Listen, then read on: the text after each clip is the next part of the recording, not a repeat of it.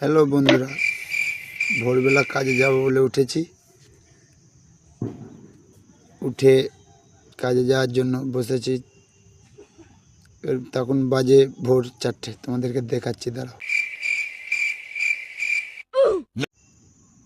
ভোর 4টে। ঘুম থেকে উঠে সবার আগে আমি জলের বোতল নিলাম।